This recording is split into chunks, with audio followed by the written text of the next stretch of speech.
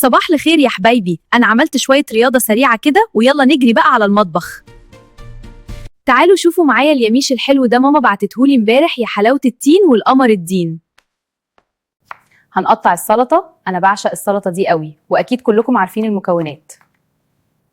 أنا هعمل شوربة تحفة يا بنات، طريقتها كاملة على اليوتيوب. تعالوا نرتاح شوية على ما مكونات الشوربة تتجانس مع بعضها، واحكي لكم على موقف حصل معايا. كنت ماشيه في الشارع، في ولد صغير جري عليا، حسيت وقتها بشعور غريب، ربنا يطعم كل مشتاق. وكده الشوربة بتاعتنا جهزت ما شاء الله. عملت الفرخاية المقلوظة دي عملت كمان شوية رز بسمتي وظبط بقية الأطباق. كل سنة وانتم طيبين، رمضان بيجي معاه خير ربنا.